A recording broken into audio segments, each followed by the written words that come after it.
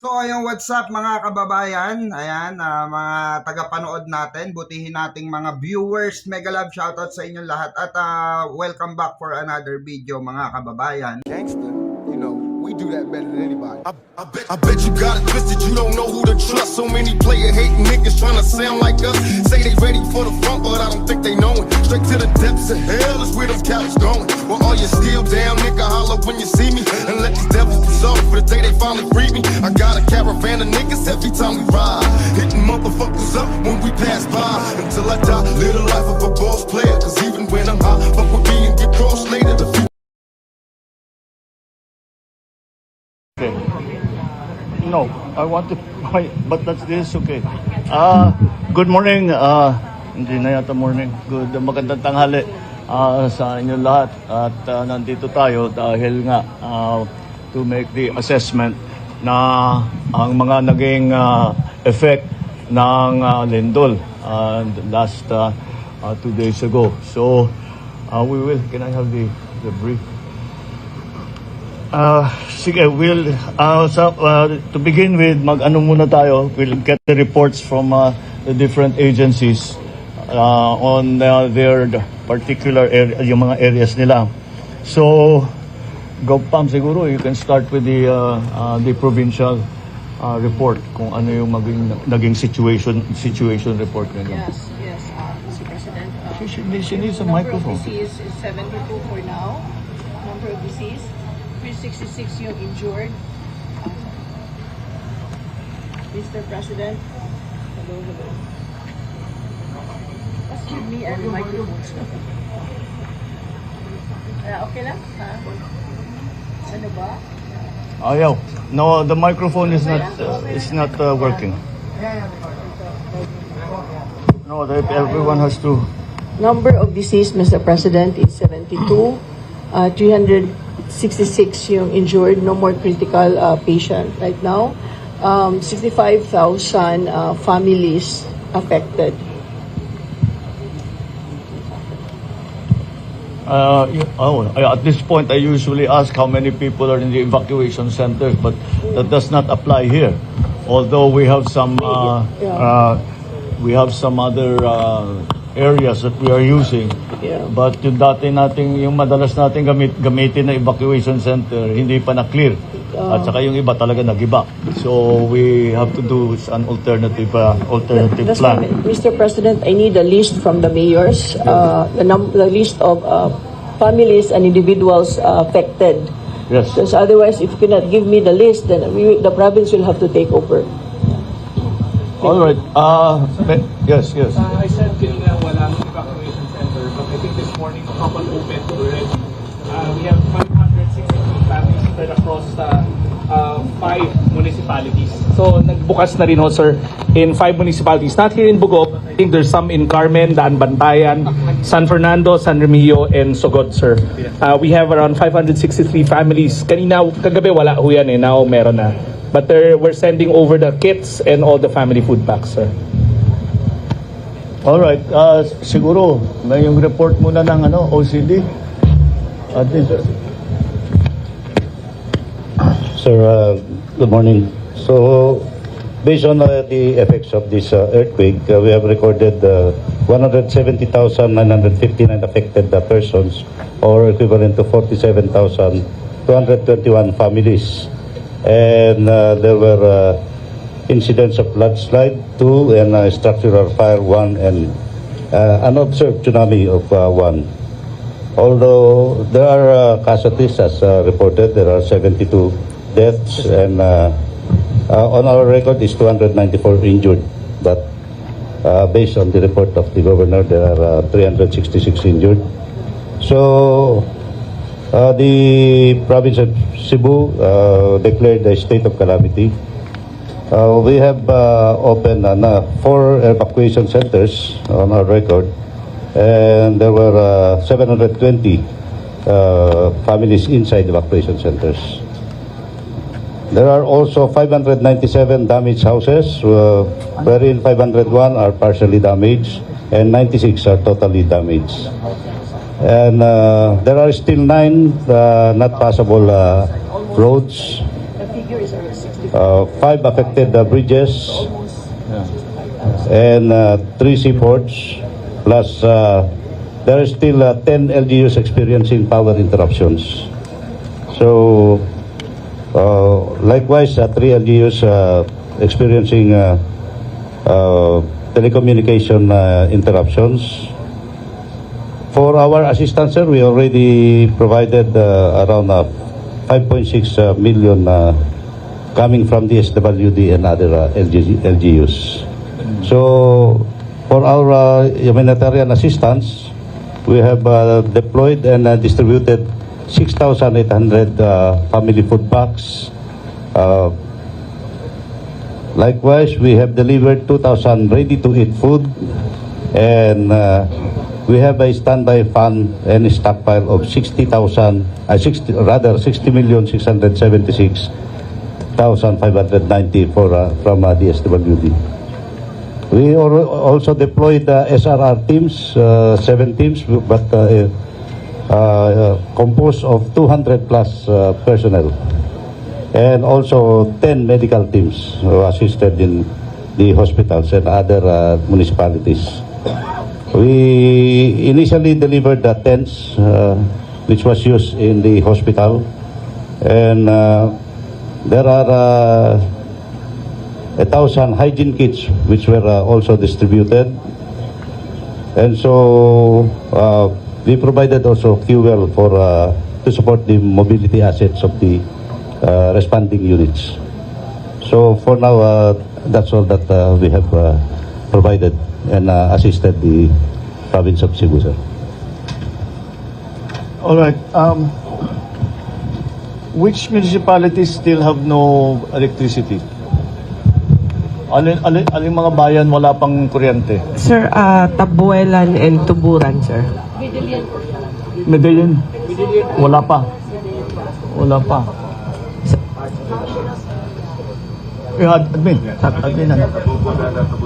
Sir, Yes. sir, Pero sabi sa Bugo, by tonight, Sec, can I- kompleto na yung buong that was your assessment. yes, sir, all the backbone are fixed except for the 2 towns. Ngayon, ang next step is ayusin ko na sa mga bahay, sir. So, Nani can... Yeah, sir, as of 6:25, we have 2 operational switchyards already, the Mantayan and Compostela. So transmission, power generation is no problem. Now, the delay in energization is the safety protocol, sir. Yeah. Gradual ang integration per feeder. So, op already finished 16 out of 24 feeders. So there are only 8 feeders left that will affect about 64,000 households, and the co-op will finish it by Friday. They have to check, papasadahan nila, sir, isa-isa. So just to make sure the household connections are not compromised. Here in Go City, by 12 o'clock, the 4 feeders will be operational already. So on all other areas, konti pasensya lang po, safety protocol lang po, hindi pwede biglain. There will be gradual.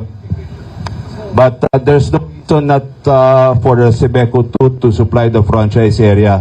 No major damage in the distribution infrastructure except for one substation na nagkaroon ng leak, and it's only a minor repair. So hopefully by Friday we can have full integration of the power. ano lang siguro, Gov, is that to make sure, you just inform us kung yung hospital, if the municipio is still operational, that it's all energized. Water, hospital, and the municipal hall. Just because sometimes they report to us, so we can double check na rin. Thank you, Gov. All right. Yes, I think people understand that we have to be careful before we switch the entire system on. Because baka magka-accidente, may kuryente. But anyway, so this is quite fast that we are able, mabilis na ibalik ang kuryente because critical yan. Ang nakikita namin that are still problematic are the distribution of water and food.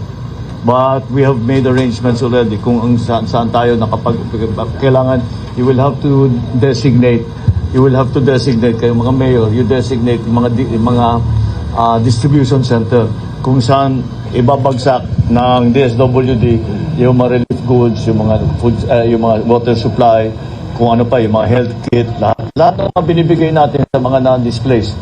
Dahil according to the governor, the estimate of displaced families is 65,000 around the province. So that's what we are going, those are the people that we have to support until they find better accommodations and arrangements. Yes. no, Sir, yes, as yes. mentioned yesterday kay Golf and sa inyo, we have around 300,000 boxes ready to go.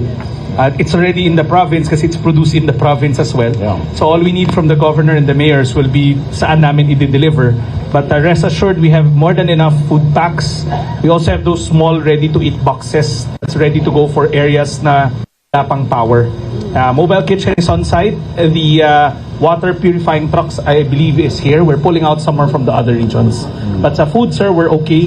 We just need the help of the LGUs to do the last mile distribution. Well, for the water purification, we are also depending on MMDA, as usual. Ilan ang purification units na pwede mong... Sir, kanina pong umaga may dumating na pong 20 units na nakaka-filter po yun ng 18 gallons per minute. Nag-coordinate na po kami sa LUA para po kung saan ipoposition yon para yung sa source ng i-filter na water. Kasi we understand na medyo brownish pa raw po yung tubig. Para po ma-filter namin before distribution po. We have 20 units po now and then may darating pa po kasi yun lang po yung kumasya sa C1, Mr. President. Correct. You're correct, Mr. President. The mayors has to send us the list of mga areas where we need to send the relief goods. Kasi yung mga we accept, centralized namin yung mga donations nasa Capitol lahat.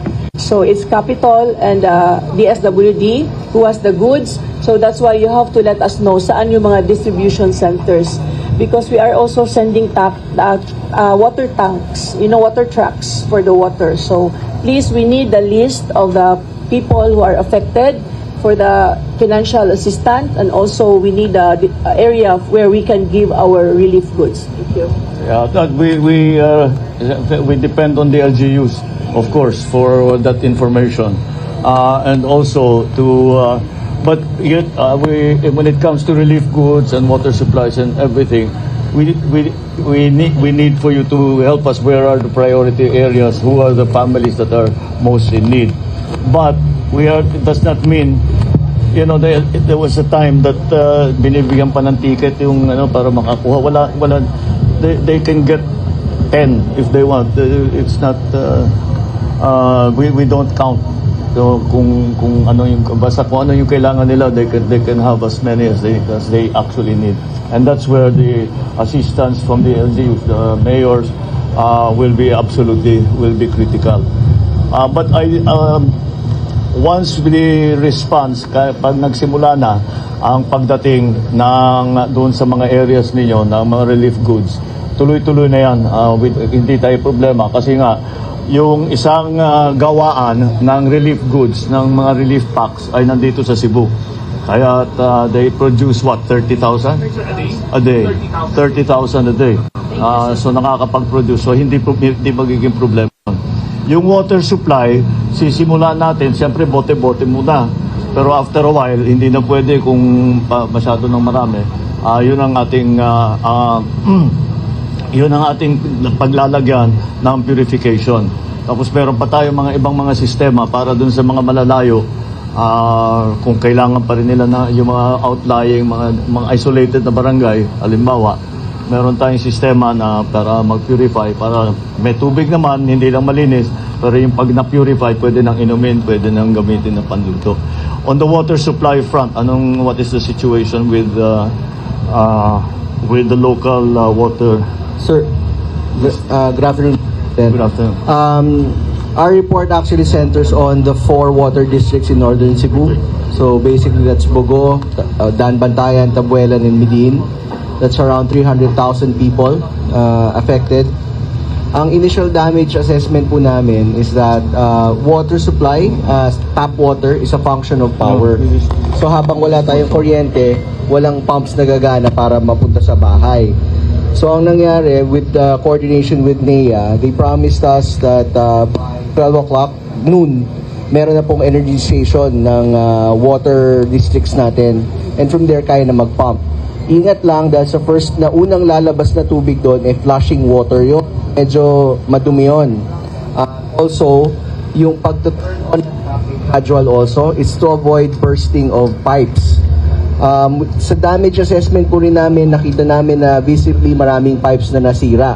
However, lalaki pa yan kasi makikita talaga yung total extent once water flows through the pipes. Makikita natin yung ganong kadami talaga yung naging leak. So that should be done once power is restored, the taps are on, and then we will figure out how much pipes do we need to buy, including yung pagtatayo ng mga bagong reservoir systems nila. Saka in the meantime, nakipag-coordinate kami sa MMDA for the mobile water purification machines nila, and we should have a full and complete report, sir, by tomorrow, sir. Makita namin funds available sa LUA to assist these water districts to rebuild their water network, sir. Alright. Okay. Anong pinakamalaking damage na kailangan ayusin sa distribution system ng tubig? Sir, meron kasing water district pero kitang-kita na broken talaga yung pipes nila. So that would need a total reform of pipes. What ang standard namin is 6. So aayusin namin, sir. Alright. When do you think, anong schedule ninyo na? Sir, makita lang po namin yung total. Yung mga area na wala talagang putol talaga yung tubo. We'll have mapalitan. Opo. But those much, what is the percentage of your water system that has damage? Sir, hindi pa kasi Na hindi pa pwedeng gamitin. yung full nun, sir, malalaman namin pag umagos na yung tubig, makikita namin ganong kadaming pipes talaga broken. Kasi right now, physical evaluation pa lang, sir. When will you finish the physical evaluation? Sir, subukan namin within the week, and then after that, emergency procurement. Within the week, it's Thursday. Huh? Sir, 1 week, sir. Sorry. 1 week, sir. Sige. All right. Very good. Mr. President, Yes, if I may, from the DOTR po, DOTR, yes. just want to say po that the Coast Guard deployed as early as October 1 po, 2 water desalinators that can basically generate 20,000 liters a day portable water. It's already in the area, Mr. President. Okay. So, how are you distributing the purified water? it's more of a coordinating with the mayor and the LGUs and the governor po. Again, talagang yung mga mayor, mga LGU, tayo talaga ang first responder. Kami supporting ano lang kami. Para sa pangangailangan ninyo. Basta sabihin ninyo sa amin kung ano man ang kailangan ninyo, whatever it is, it's more relief goods, water supply, whatever. Sabihin niyo lang sa amin, and we will try our best to provide. So that is the general report on the effects of the 6.9 on the Richter scale earthquake that happened here that was centered here in Bugo. But of course the other areas that were also affected.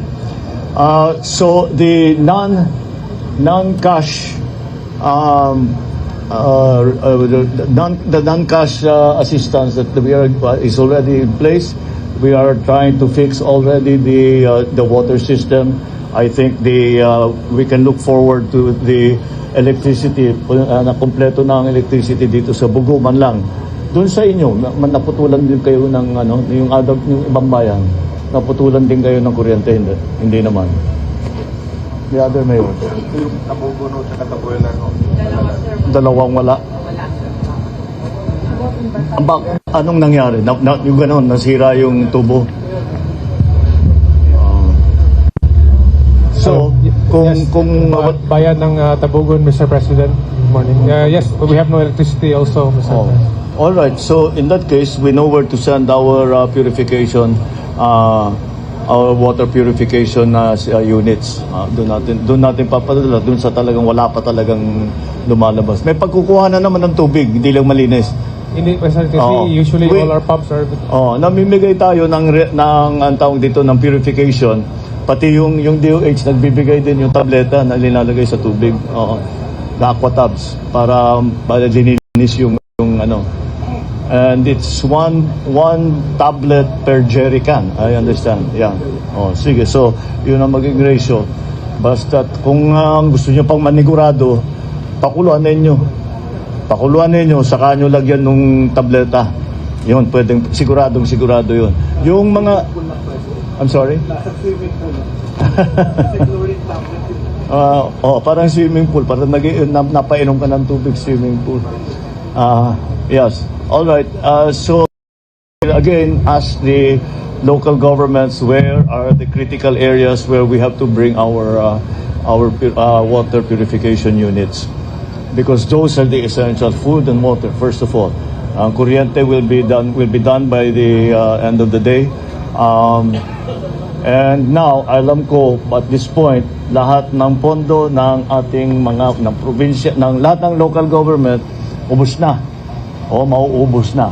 Dahil yung gagamitin nyo sa ibang bagay, napilitan kayo mag-realign para tulungan ng ang mga tao ninyo. So, I am from the Office of the President. We are donating 50 million to the province sa Bogo,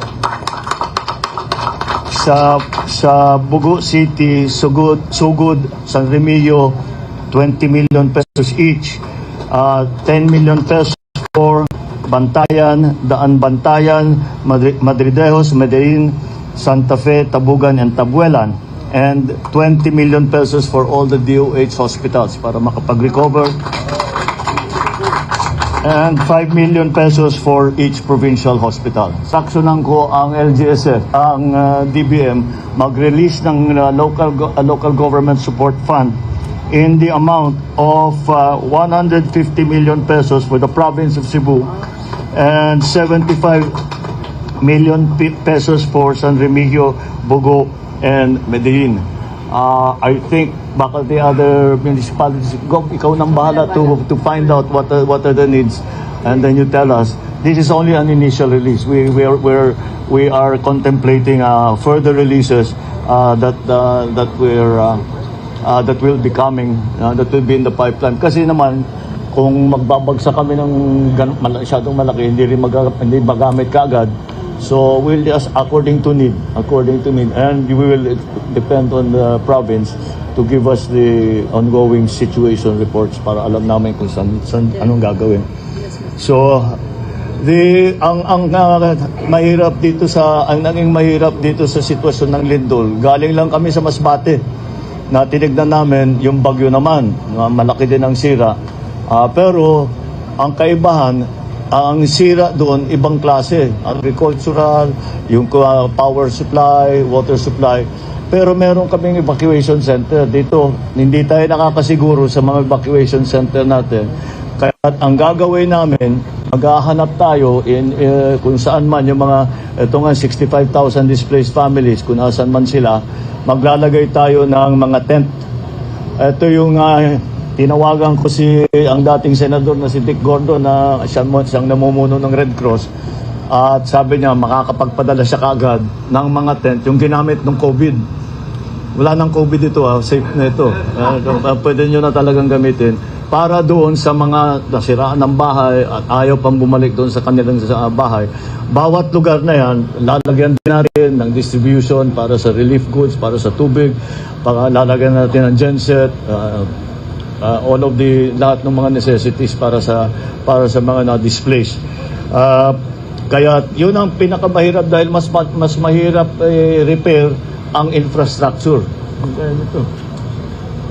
Yan ang mga nagiging problema natin. Ganyan na yung City Hall. Ito palagay ko hindi na magamit itong. We will have to demolish the whole thing. Balik kayo dun sa luma. You will have to return to your old City Hall. Municipal Hall pa nun. Oo. But anyway, That's the problem that we are having with the effect, the infrastructure that will take time to be rebuilt and to be rehabilitated. We even have to worry about we passed by the cathedral and meron din mga heritage site na nasira. So we will have to see what we can do about that down the road. Meron pa ba tayong search and rescue na ginagawa? Wala na, tapos na. Do we still have? The SNR stage. We already terminated Okay, the search and alright. rescue, sir. Okay, all right. So while we are deploying deploying the water purification systems, we will also provide there will be water tankers there already. O meron na kayong pinapadala from the city, di ba? From the province. So mga water treatment truck, mobile kitchen, nakita ninyo sa ibang lugar, meron na tayong, kahit na meron tayong ready to eat na family pack, at saka meron tayong relief good na family pack, na naglagay din tayo ng mga tinatawag namin na mobile kitchen para meron naman makain na mahirap naman puro dilata lang ang kinain, lalo na yung mga bata. So we have put that up. And everywhere that there will be a gathering of evacuees, maglalagay tayo ng medical team para bantayan sila. Kung kulang yung medical team, we will have them go around to the different sites para lalo na para in case because alam naman natin pagka yung ganyan na masikip dikit ang tao, magkasakit lang yung isa, mabilis maghawa. So we'll keep watch on the general health. Mobile primary care. Yeah, tama. Meron nga pala tayo nun. Oo, Cebu hashtag pala. Oo. Ayun, yun. Saan nyo linagay? Saan nyo dinala? Nandun sa ano, sir? Oo, sige. Gamitin natin ito. Yung binigay niya sa Ang isa pang bagay na lagi namin inaalala kapag may ganitong klaseng sakuna ay ang medical care, yung supply ng gamot. Kaya ang DOH gumastos na ng 1 milyong piso halaga para sa gamot, para sa mga medical supplies. And the system is pupunta lang doon, basta't may reseta, hindi na kailangan magpatingin. Am I correct? Or they will still have to be examined? Kailangan pa rin, Mr. President, Yeah, I think presenta ng that's mga the doktor rule. para tama yung Oh, hindi gamot. bale. Pero- But as long as we have the medical teams and the health centers, Yes. then Last night, they will we be sent, able to assess. One Sila C-130 with 1.4 million pesos worth of medicines na ni-request ng mga doktor. And then yung aming programa na zero balance billing, applicable dito lahat. So lahat ng nagka-injury, lahat na magkasakit, lahat ng whatever na may medical issue at kailangan pumasok sa ospital ay kasama lahat yan sa zero balance billing. Lahat ng we are done with the search and rescue. Yan lang, ready to eat food boxes and babalik na ang energy at saka sabi na between Department of Energy and NEA, we think that we can be able to recover the basic services within the next few days. Yun ang pinaka-importante, maibalik ka agad. I noticed nung umiikot ako gaano karami ang volunteer na nandito. At once again, duman tayo sa ospital, once again, nakita natin ang ating mga first responder, mga doktor, mga nurse, mga medtech, lahat ng tumutulong sa mga may sakit. The first responders in the all of those who have assisted, and especially the volunteers, because yung kami, duty namin yan eh. Pagka kami nasa gobyerno, duty namin. Mga volunteer, hindi nila kailangan pumunta rito eh. Yung mga nagpadala ng tulong, hindi nila kailangan gawin yun. Kagandahan lang ng loob nila, kaya kailangan natin pasalamatan silang lahat. Maraming salamat. At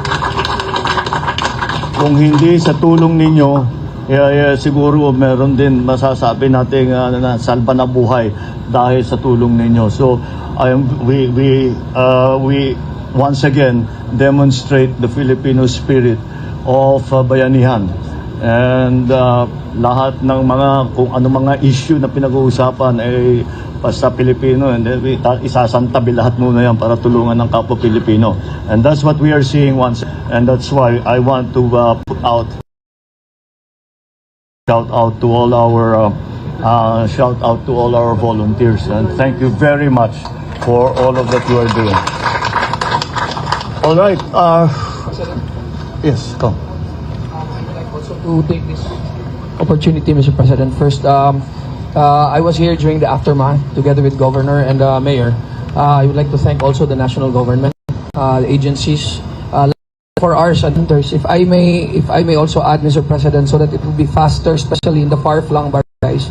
Maybe I could also advise the mayors divide it into three tulong centers or distribution centers. It would be easier for DSWD and all the national agencies to bring all their help, the government, the local government, the provincial government, so that it would be faster na dumating sa mga coastal and mountains. We have coastal and mountain barangays, Mr. President.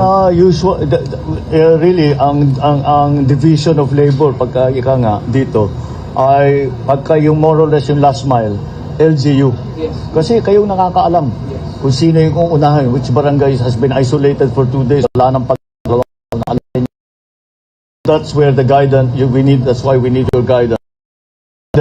Kahit doon sa actual na distribution, kailangan lahat ng mga tao ninyo at lahat ng mga municipal, city and provincial employees, we also need that help because we need the manpower para mabilis nga ang pag-distribute. So we will do that.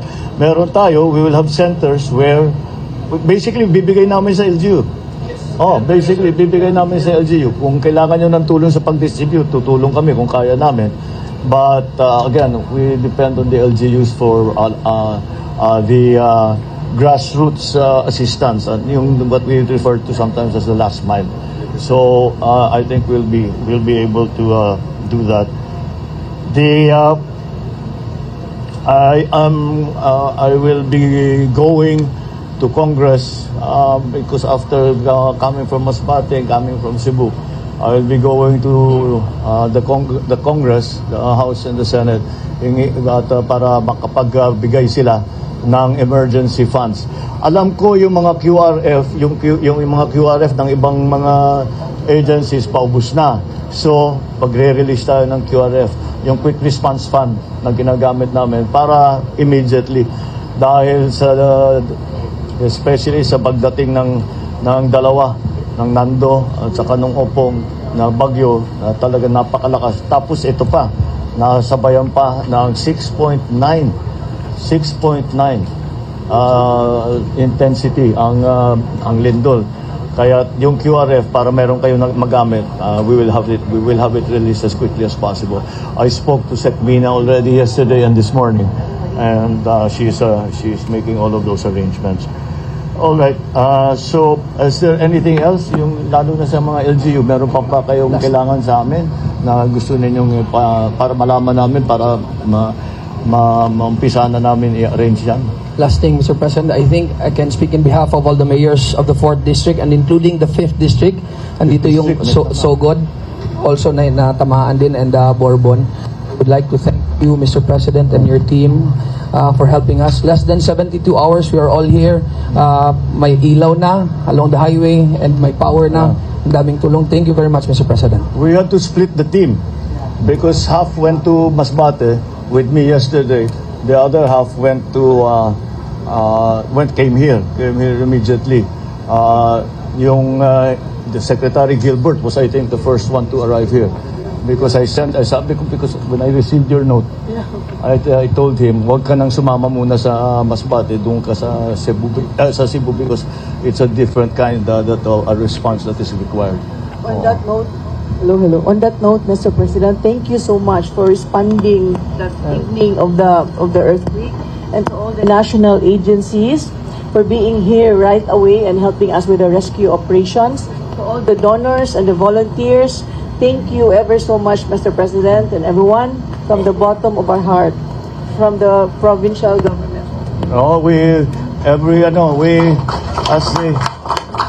as they say, the national government cannot do it without the local governments. We cannot do it without our first responders.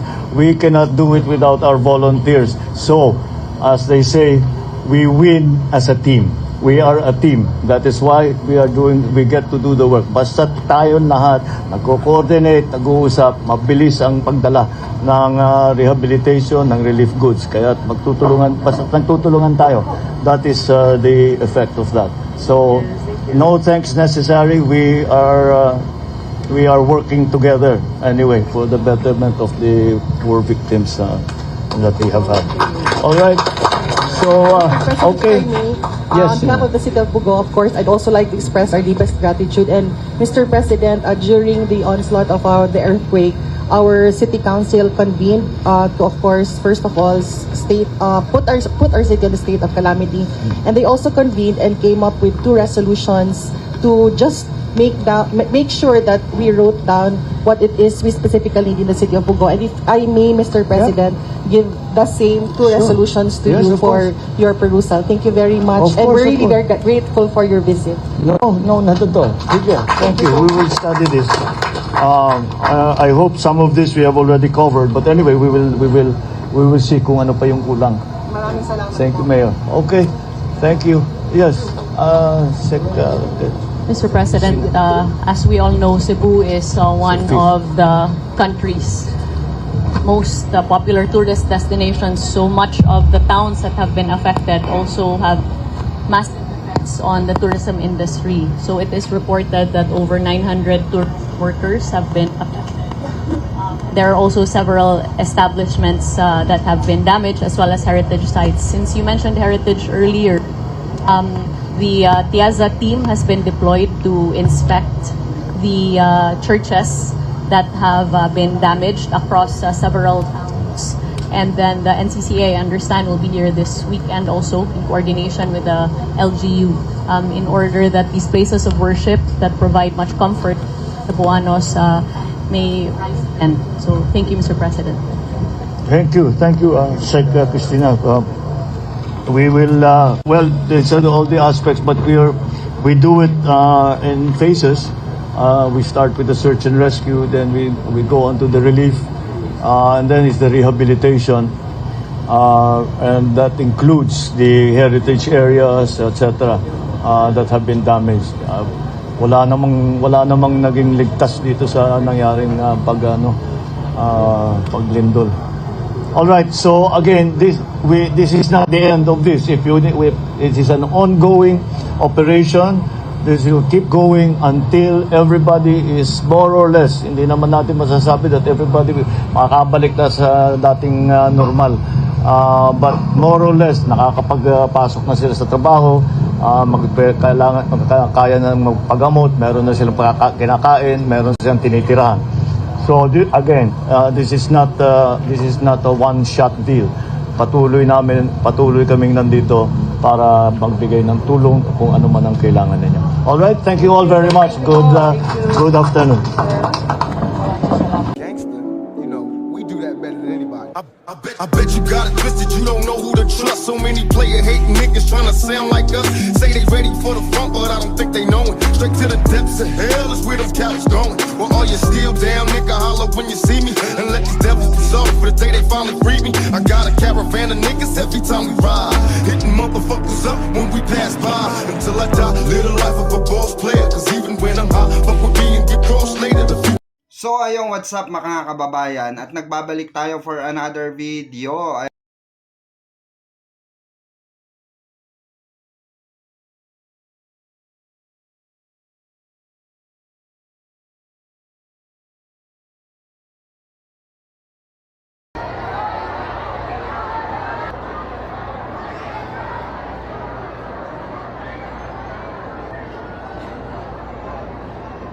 Cebu muna, sir. Opo. Secretary Gilbert, who heads NDRMC, went there yesterday. He was planned. We had scheduled for him to come here, but instead he had to go to Cebu. We are still assessing the damage there, but the earthquake was very strong. Pagka yung mga ganyang klaseng numbers, that's a very, very big number already. So, we're assessing the damage, we're assessing the needs na pangangailangan. We are here now because Masbate was completely hit. Suffered a solid hit from Opong. They were only recovering. They were still recovering from Emong. Tinamaan na nito. So severe damage talaga ang nangyari. Ang problema, some of the services have been interrupted. Although the hospital continues to function, yung kuryente baka matagalan pa ng konti. But because we have to be very sure that it's safe bago natin i-on ang kuryente. Yung mga sa DSWD na mga assistance, cash assistance at saka food packs, kumpleto naman tayo. Nakapag-respond sila within less than 24 hours, nandito na sila. Because we already knew that kailangan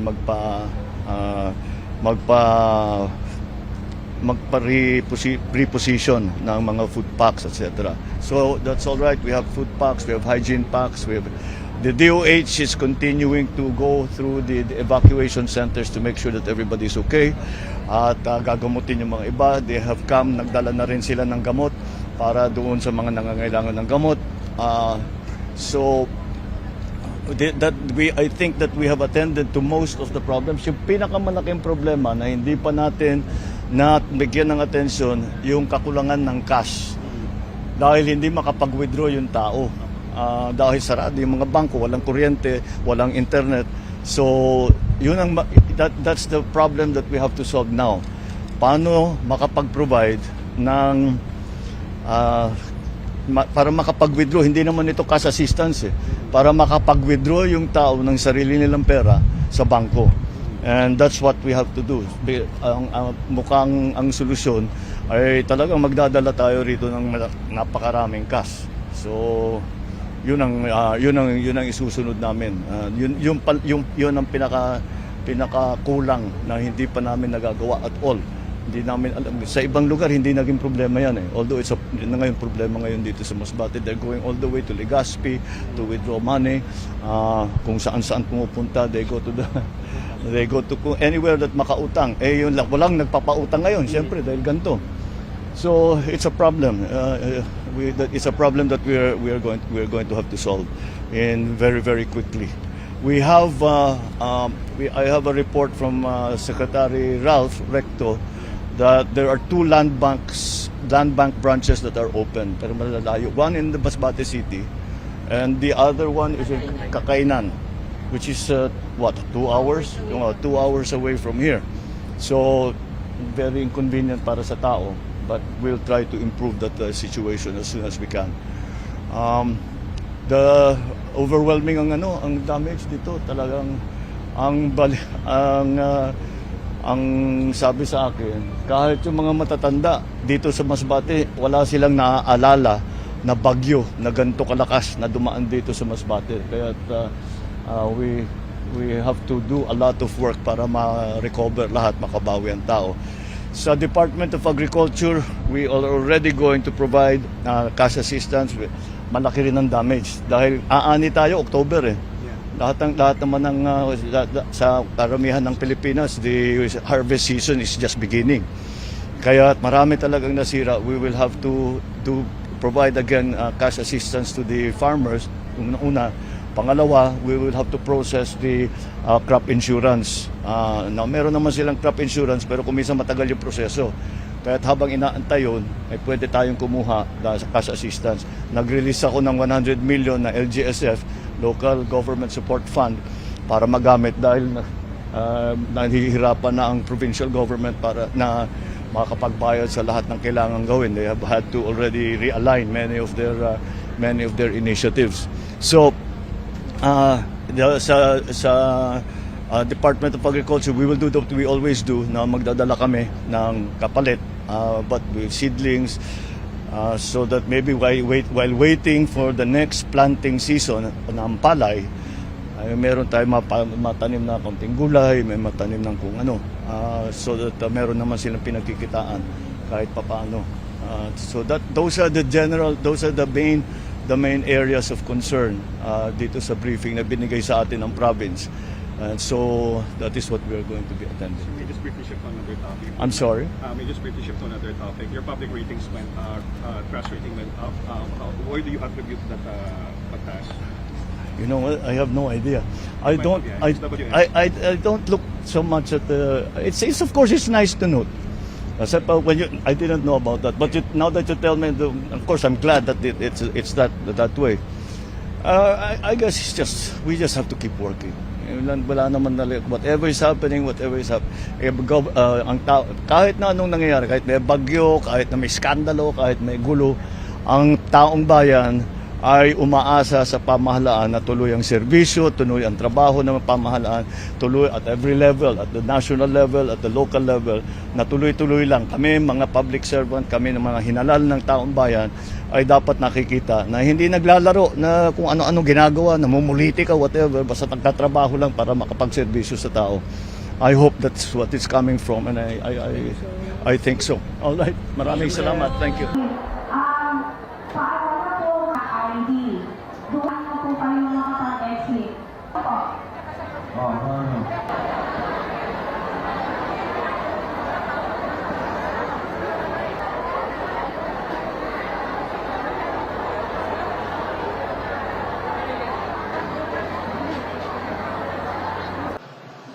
Magandang umaga po.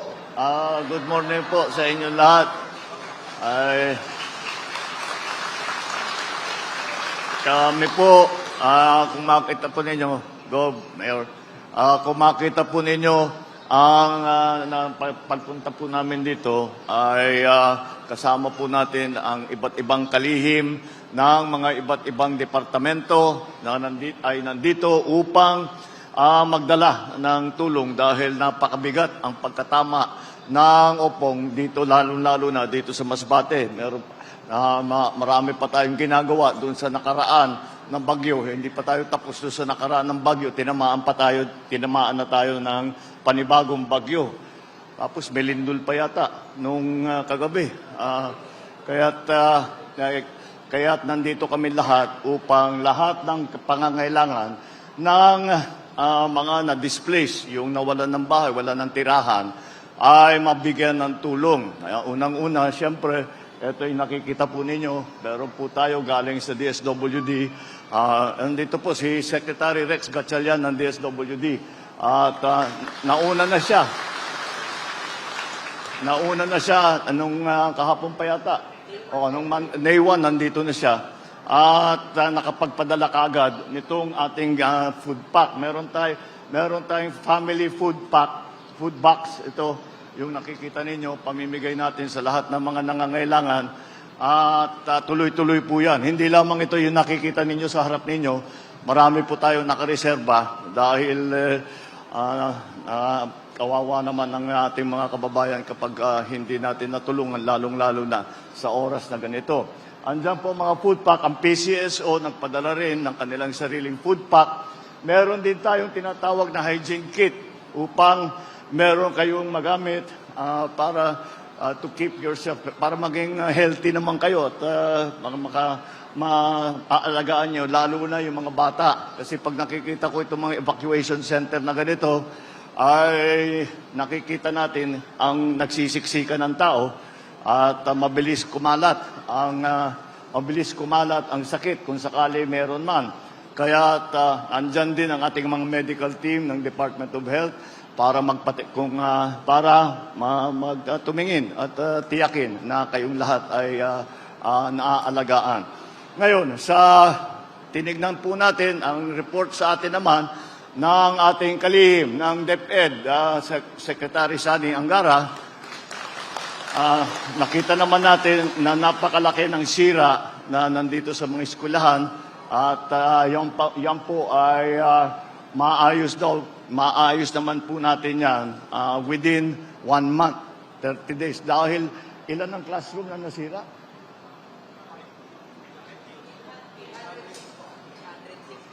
O 806 na classroom ang nasira. Kaya baka matatagalan ng konti, 1 buwan bago makabalik. Ang pinakamalaking problema sa kasalukuyan ay yung kuryente. dahil yun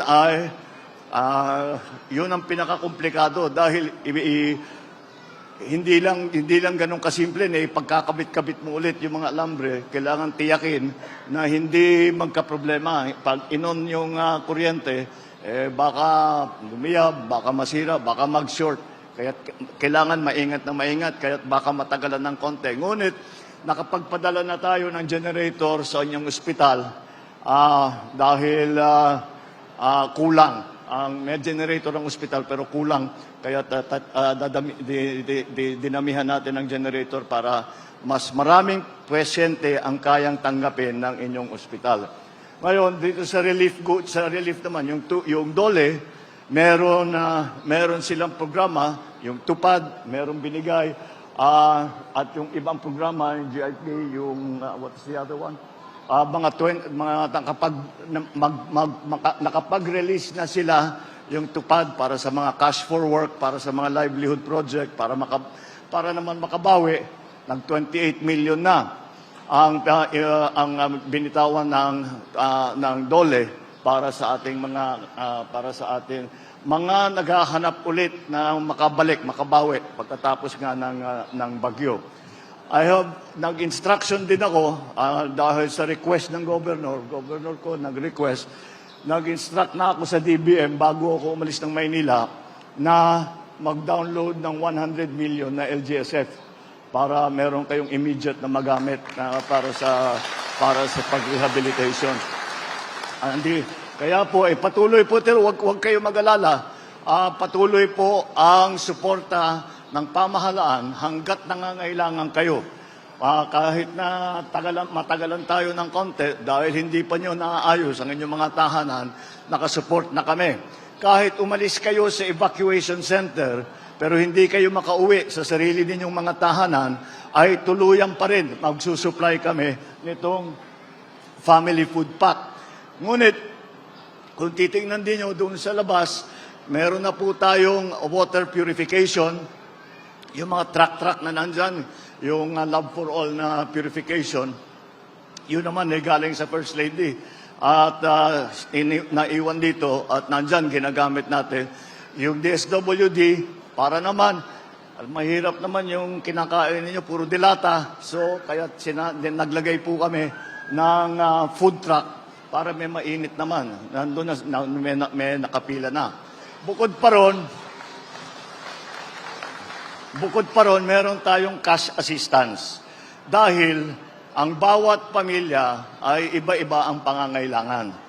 Kaya hindi naman basta ito lang ang ating ibibigay. Siguro yung mga gamot ninyo, yung mga bibili nyo baby na pagkain ng bata, lahat yan, hindi lahat ng pamilya pangangailangan yan. Kaya magbibigay kami ng cash assistance. Nandiyan po, yung pumipila po dyan, yan po binibigyan tig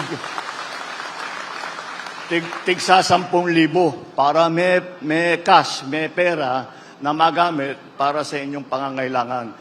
Kaya huwag kayo pong mag-alala, hindi kayo basta't may iwanan na lang kahit na nakadaan na yung bagyo, nandito pa rin ang inyong pamahalaan. Hindi po kami aalis dito hanggang lahat ng evacuees, lahat ng ating mga tinamaan ng bagyo ay nakatayo na, nakaahon na. At yan po ang aming hangarin ay laging makapagserbisyo pagka lalo na gantong panahon ng bagyo ay kailangan po natin talagang tulungan. Meron pa tayo ito, pang wifi ito, ibibigay natin po dito.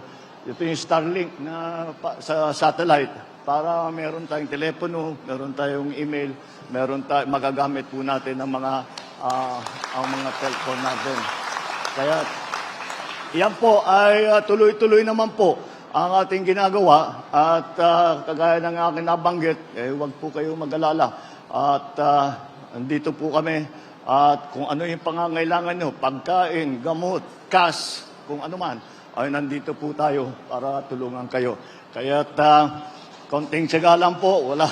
Ang mahirap dito, wala talaga tayo magawa sa panahon.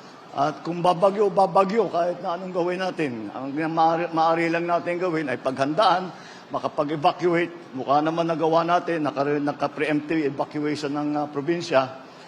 Pero medyo minalas ang Masbate dahil pagpasok ng Opong sa pool, talagang tinamaan ang pinakamalakas na tama. Meron siyempre yung ibang probinsya, Romblon, marami, may tama din sila. Pero hindi kagaya dito sa naranasan ninyo dito sa Masbate. Kaya dito po kami nauna at tinitiyak po namin na lahat po kayo ay suportado ng mga iba't ibang ahensya ng ating pamahalaan. Kaya wag po kayong magdadalawang isip. Kung meron kayong pangangailangan, sabihin po ninyo sa sino man na ahensya, sa DSWD, siyempre sa provincial government, sa municipal government, lahat po ay pwede, sa city government, lahat po ay wag po kayong magdadalawang isip. Pag may pangangailangan nyo, kung maibigay namin, gagawin namin, ibibigay po namin sa inyo. Kaya konting tiyaga na lang, konting dasal, ay makakabalik din po tayo at nandito po kami sa likod ninyo. Maraming salamat po at good luck po sa inyo lahat. The earthquake was very strong. Pagka yung mga ganyang klaseng numbers, that's a very, very big number already.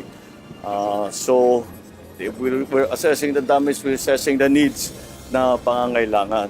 Inatasan na ni Pangulong Ferdinand Marcos Jr. ang mga kinaukulang opisyal ng pamahalaan upang agad magtungo sa lalawigan ng Cebu para alamin at tugunan ang pangangailangan ng mga pamilyang naapektuhan ng malakas na lindol. Ayon sa Pangulo, ina-assess na nila ang lawak ng pinsalang idinulot ng lindol.